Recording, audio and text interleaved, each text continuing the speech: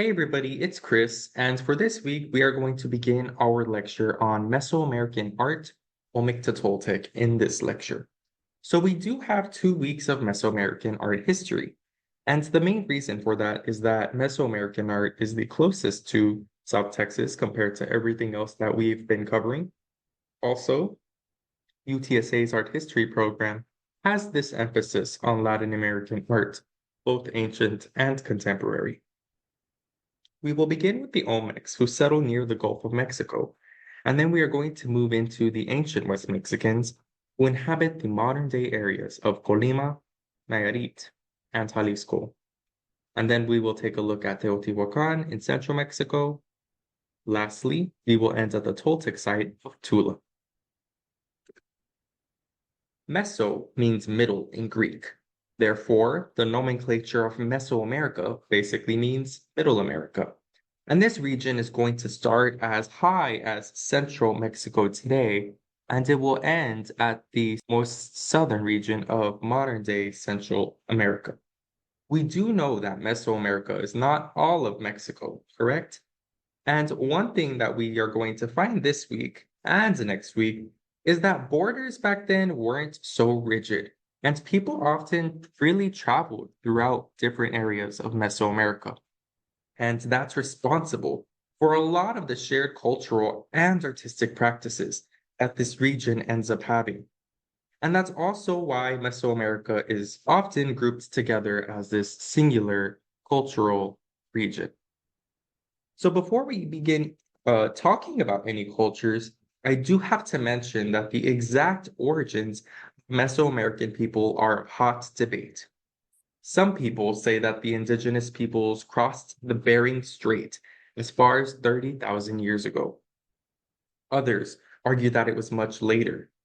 And then there's even arguments that the indigenous Americans never crossed the Bering Strait. But we won't get caught up in that for this class. The surviving art that we will examine starts getting created by the Olmecs circa 1500 BCE. So that's about 3,500 years ago, give or take. And here are just a couple of the periods of time that we are going to go over.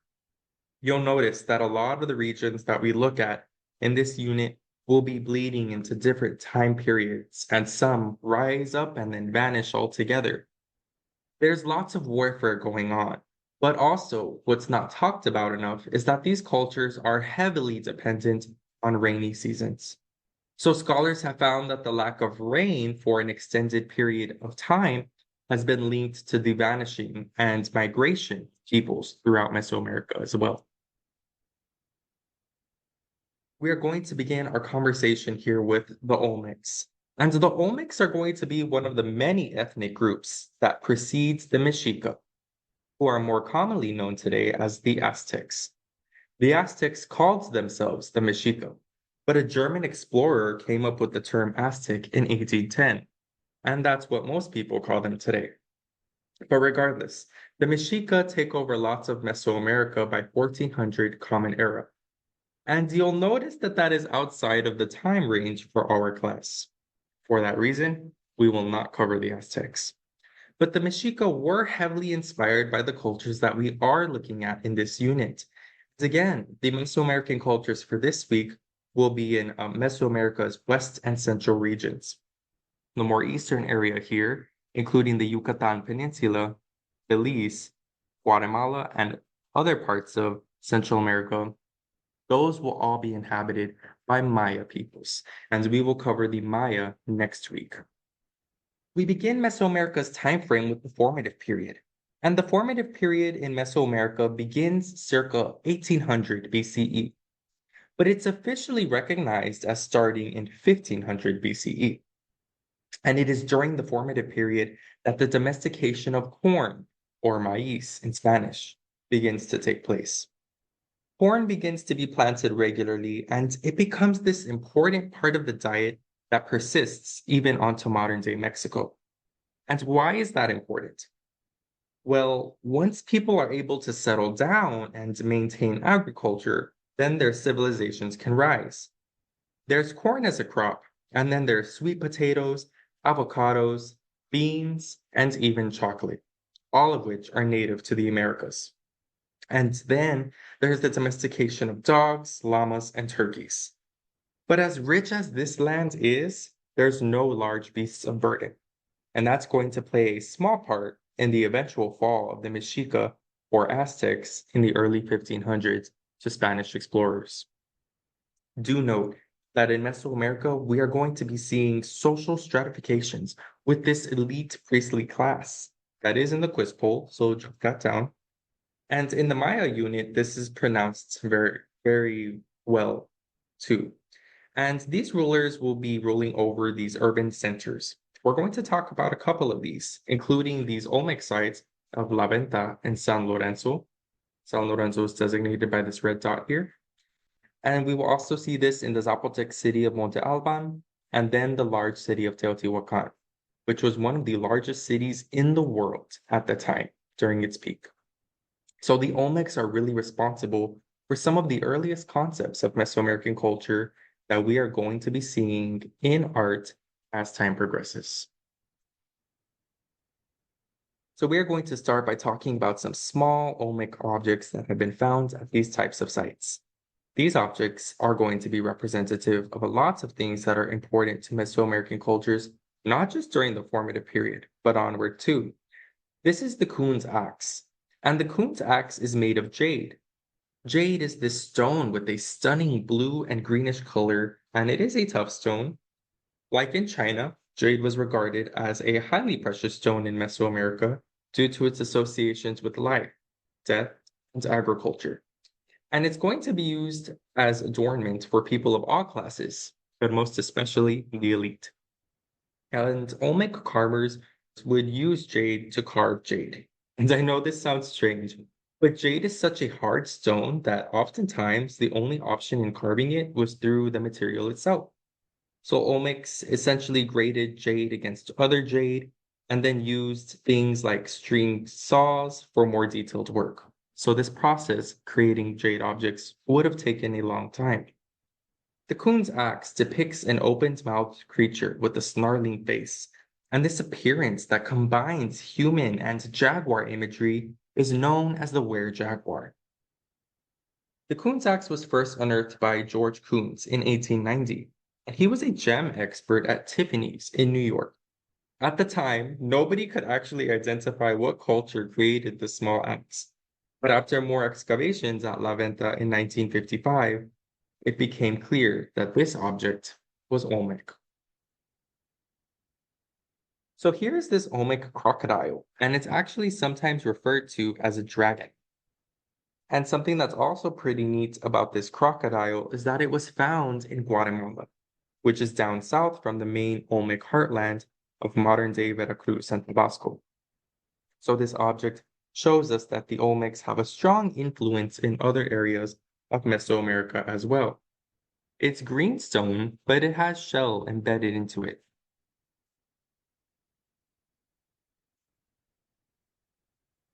And then here are some jadeite masks. And these masks were often made as part of ritualistic offerings, and they have this same were-jaguar look. So we have those eyes, with our nose and our snarling mouth. That's very stylized. It's more pronounced on the right-hand side than on the example on the left. So let's examine some Olmec sites. And the first one that we will look at is going to be La Venta. And of course, this is where the Coon's axe was found. And here's a small diagram of La Venta on the left. And what we see on the right is what's regarded as Mesoamerica's oldest pyramid. So right here, we see this example of a tradition that's going to be carried forward, and that is pyramid building. And this pyramid is known as Complex C. It's part of this larger complex at La Venta. We can safely assume that this pyramid would have looked a lot different when it was first made. It has, of course, faced years of erosion, and it has been a long time since people have inhabited this area continuously. And at La Venta, we also get the earliest known representation of the feathered serpent in Mesoamerican history. He becomes known as Quetzalcoatl in the Nahuatl language, and then as Kukulkan in the Yucatec Maya language. This is a low relief sculpture. Recall that low relief sculptures are sculpted onto a solid background, and they have minimal protrusion out or into the stone. Mesoamerican sculptors are fans of this low relief onto basalt or limestone, but in this case, we are seeing it on basalt stone. But this image is complex, isn't it? There is a man who holds this basket of some kind, and it might be an offering to the feathered serpent. Is the feathered serpent guiding him, or is the feathered serpent verifying this man's role? We aren't sure, but whatever the case, he has this giant ear spool and he wears this elaborate headdress. So while the feathered serpent is very pronounced here, this man is likely to be somebody of great importance. Aside from the small objects of jade, Olmecs are probably best known for their colossal heads, and these were sculpted from handheld stones. Olmec colossal heads are these humanoid forms that are made on basalt, and basalt is a type of igneous rock that forms from cooled lava. There's this volcano nearby La Venta at the Tuxtla Mountains, so we do know that people would have quarried this type of stone from this mountainous area into these different Olmec sites. So we have here La Venta, San Lorenzo, and also Trasealtes. These heads are said to have been marks of extreme power for living rulers and fearsome memorials of deceased rulers. But more specifically, these were depictions of strong male rulers who would have had a distinctive place of authority over an Olmec city, and in this case, at La Venta. Remember, our artists are very deliberate with what material they make their sculptures out of. Creating an image of your ruler with the stone of volcanoes underscores the power of that said ruler to metaphorically move mountains. And what these heads reinforce is that sense of hierarchy. There's this ruling class that's privileged over everybody else. And these heads have really only been representing men. So we can safely assume that Olmec societies are dominated by male leaders. And here are heads 2 and 3 from La Venta. Hopefully you can see how these heads are similar, but also different. They have subtle differences in the heights and widths. So this example on our left-hand side doesn't have as tall of a headdress as the one on the right. But what's interesting about the example on the right is this is actually an unfinished colossal head. And you get an idea of the scale of these colossal heads with these men standing next to them. So there are also some colossal heads at San Lorenzo. So that is our second Olmec site that we will touch on briefly. San Lorenzo is pretty much known for its colossal heads. Colossal head 8 is the 8th of 10 known colossal heads at the site. Some of the characteristics of these heads that we continue to see in San Lorenzo, like at La Venta, include our fleshy cheeks, our stylized noses, almond-shaped eyes, again, those distinctive headdresses, and pretty big lips as well. So those are different types of characteristics of these heads. Colossal head 8 is perhaps one of the finest colossal heads regarding its preservation and condition. This head was initially found on its side at San Lorenzo. And here's a diagram that once again shows us some of the heads and the both subtle and not so subtle differences between them, specifically in their headdresses, but also in their height. So heads 1 and 2 at San Lorenzo are so much taller than heads 3 and 4. So moving on, at the start of the late formative period, the Olmecs are beginning to fade in strength. But in the Occidental mountain region of West Mexico, we see the rise of ancient West Mexican cultures. And these cultures are more regional, so we don't have a name for one single culture here, like with the Olmecs. And for ancient West Mexico, we are really going to be focusing on their ceramics. And many of these ceramics will be coming from three West Mexican states in particular, and they will be Nayarit, Colima, and Jalisco. So in ancient West Mexico, ceramics are going to be coming from our shaft tombs or shaft and chamber tombs. And shaft tombs are, in a nutshell, going to be these large underground burial chambers connected to the surface by a vertical shaft. So these are chambers, and this is our shaft going up. And they would have had things like ceramics and other grave goods like shell jewelry and household items, all of which were buried by the bodies of the deceased. And if you love dogs, then you will love ancient West Mexican ceramics, and especially those from Colim. We get these ceramics because the ancient West Mexicans highly valued their hairless, cholo Itzcuintli dogs. And these dogs were known to be bed warmers, watchdogs, and guardians to the underworld. So it makes sense that we are seeing these dogs in graves, correct? Since they are accompanying the deceased on their journey to the afterlife. In other words, dogs were a trusty human companion for the Colima people, much like they are today for us in modern times. So we see that people in the past were just as obsessed with their pets as we are now. And this example shows one reclining, with its hands tucked into its body and its tail tucked into its leg as well. Colima potters are all about the refinement in their ceramics. For example, look at how smooth and polished the reddish clay is. These dogs are very patinated and shiny as well. And they're super fun. Some are sitting and others even engage with each other. According to the Met Museum, this dog is snarling, but to me, it might almost look playful with the way that it rests on its hind legs and has its front legs extended. This next dog is at the Gilcrease Museum of Art in Tulsa, Oklahoma. So it's pretty close by to us. And it's pretty neat because we see how artists are having fun with their work and showing the playful nature of these dogs. So one of the leading scholars of ancient West Mexican ceramics works at the Gilcrease Museum, and his name is Dr. Robert B. Pickering. I've been in contact with him before, and he's a really great person and scholar if you are interested in researching anything about ancient West Mexico in detail. He has tons of literature in these ceramics. But again, we see this playful nature of the dog, that's no horn in its mouth, and tail alert, probably trying to give it to its owner.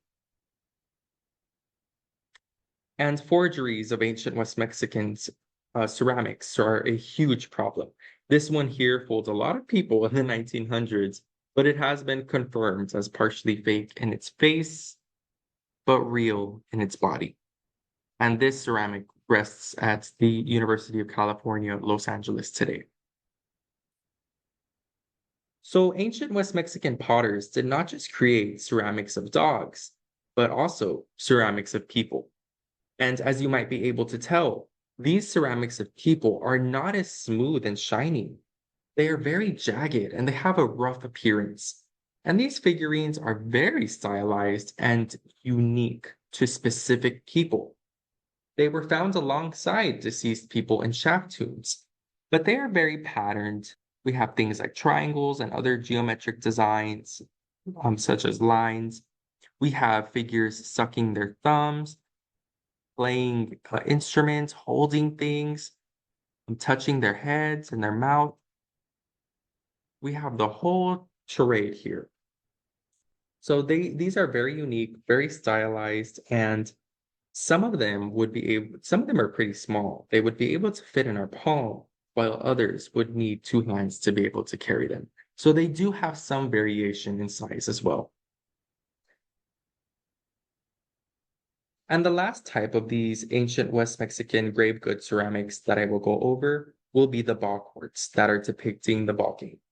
And the ball game will be something that's adopted by the later Mexica, and especially the Maya to the east. We are seeing it recorded in ceramic form here in West Mexico by the people who lived and traveled within this region. This game is dramatic. It's a spectacle. There's our audience here and players waiting, watching the game that's happening on the foreground. There's our ref. We have all sorts of things going on. So this ball game was really a combination of modern day soccer and basketball. And players had this protective gear on them because these stone balls that they were hitting were, of course, extremely heavy and they could cause some serious damage. And this is a ball court on the right-hand side in Monte Alban in Oaxaca. So it gives us a great idea of what these ceramics back in Nayarit are being based on. So our ball courts would have looked something like this, and I've drawn on it so you can make those comparisons to the ceramic and really see how the placement of figures on the ceramic relates back to placement of figures playing the actual ball game on one of these ball courts. And why are we seeing actual ball courts in Monte Alban and then ball court ceramics in West Mexico? Remember that these cultures have people that are moving and traveling, and their ideas are being exchanged through trade and other things like that. So we are going to shift gears now from West Mexico onto Oaxaca, or the Valley of Oaxaca. And we are going to take a look at the Zapotecs.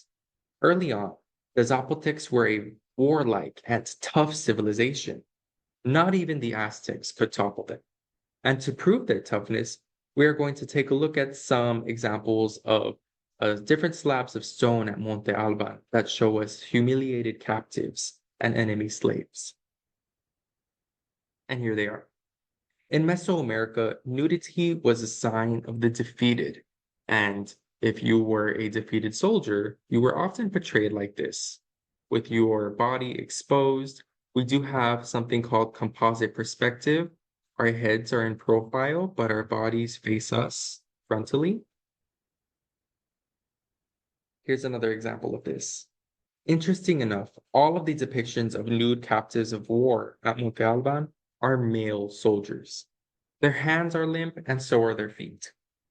And their closed eyes mean they are dead. And we know this because they have this horizontal line, incision running through the middle.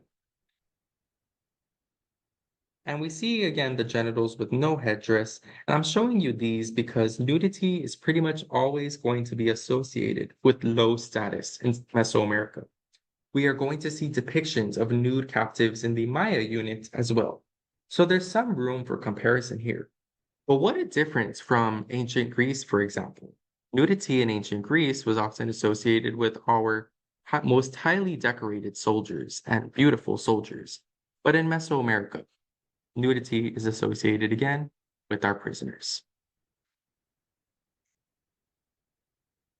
Okay, so also at Monte Alban, we get this beautiful jade bat god mask. And it's one of the many examples of treasures that have been found at Monte Alban. The bat god is a god of the underworld. So we know that bats are known for their nocturnal nature. It makes a lot of sense when we think about the underworld that our bats would be associated with the underworld too, because they, again, are active during the nighttime. But we also see some characteristics of a feline, especially in the ears of this bat god mask. And it's really an assemblage when you think about it. Our mask is made out of green stone, but we also have shell imbued in it, and we have other material hanging from it. So if you look very closely at our ear spools, there are holes. And these holes were intentionally embedded into the ears in order to enable the wearer to hang the mask from their neck or from around the waist. Moving on, we are going to take a look at Teotihuacan. For this week, you do have some resources on Teotihuacan, so this will be just a short overview on the city. And we are now in the classical time period, so we're moving forward. We're looking at 200 to 700 Common Era now. And at Teotihuacan, it forms when the Olmec civilization loses its power. We don't actually know what the people of Teotihuacan called themselves, since they left no written record. The Teotihuacan people themselves are actually named after the later Aztecs who came into the Valley of Mexico in the 1300s. In Nahuatl, the name Teotihuacan means, quote, the place where the gods were created, end quote. And so a lot of our terminology about Teotihuacan comes from Mexica or Aztec perspectives. Teotihuacan is going to be known for its larger and smaller pyramids. Lots of looting has been done here, and many objects that were initially found at the site were taken. But for this lecture, we are going to focus on the architecture here. And our architecture was all embodied and placed around this Avenue of the Dead. It was this walkway right through the center of the city, and it was a processional walkway in which the ancient Teotihuacanos would walk through in ritual and in ceremony. The Pyramid of the Sun is the largest of the pyramids at this site, at approximately 2,600 feet wide and 233 feet tall. And what's pretty interesting about this temple is that the builders created it to actually mimic the mountain in the background. So here's another look at that. But what's going to be really important regarding architecture at Teotihuacan is the talud tablero style of building. So this is a style of building that the Teotihuacanos use for their pyramids. And if you look closely at these pyramids at the bottom, it emerges very strongly. We'll take a look at it in further detail on the next slide. But we find that people from Teotihuacan are going to move eastward into Maya lands in the Yucatan and Chiapas. And with that, they will bring this style of building their pyramids into Maya lands. So let's take a look at the talud tablero style of building. So the talud refers to this inward sloping part of the pyramid, and the tablero is our block that goes vertically. So we see it here, our talud, our tablero, and we see it echoed throughout all of these pyramids here. This is a very popular type of construction, and we also see this type of talud tablero at the Temple of the Feathered Serpent. And not only that, but we also get imagery of the feathered serpent on our tableros. So we have our taluds, our tableros, and it's our tableros with this feathered serpent imagery on it. For the sake of time, we will not get into the non-architectural elements of Teotihuacan much, but I do want to show you all that there are art forms beyond architecture that are found here. On the left, we see a mural that showcases this great goddess, and she's a spider goddess. In this mural, we also see imagery of Tlaloc, who is a rain god. But spiders are known to be animals of the underworld, hence this imagery of our spider goddess. And then on the right-hand side here, we have this obsidian and shell mask. It's elaborate. And the obsidian is embedded into our shell here in these symmetrical patterns. It's a very nice looking mask, and we even get a symbol here as well. So I am going to cover the Toltecs very briefly. The Toltecs are even more forward in time. We are now at 900 to 1200 Common Era. And they are a civilization in the post-classic time that directly precedes the Mexica. They begin here in the Valley of Mexico, and they eventually travel and move into the Yucatan. So we are taking a look at Pyramid B. Scholars think that it took 200 years to finish this pyramid. They also believe that there was once a roof here that these Atlantean figures supported. But this roof has since been lost to time. Keep in mind that it's been over 1,000 years since this temple was finished, and Tula's strength starts to fall a bit as people in this area begin migrating. And the weakened Toltec population that stayed ended up falling to the more powerful Mexica who will come into this region. So we're going to take a look at these Atlantean columns. These columns are depicting warriors who are ready for battle. They are each about 13 feet tall, give or take.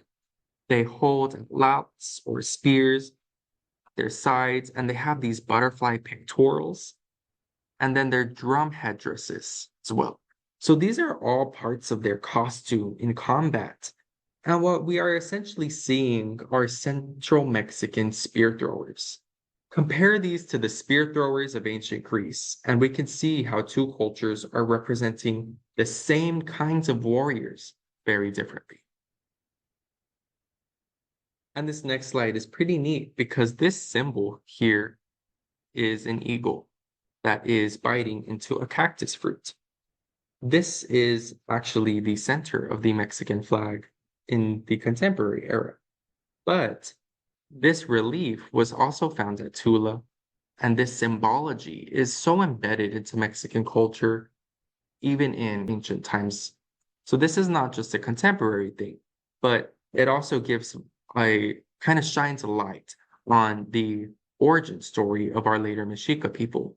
The Mexica came into central Mexico, and it was said that once they saw a eagle perched on a cactus, that they knew that they were home.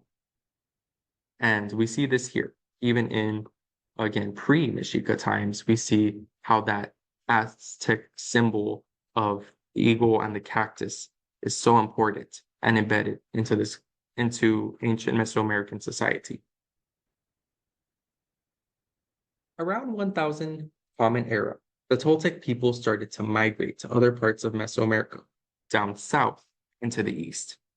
So we see them go not just into Central America, but also into our Maya lands. And with them, they take elements of their architecture, like the talud tablero and their Atlantean figures, and they start to etch their place in the Yucatan as well. And now, I am dropping us off at the Yucatan. And we can see through something like the Temple of the Warriors at Chichen Itza how the Toltecs have been able to maintain their power in different land. Next lecture, we are going to take a look at the Maya in more detail.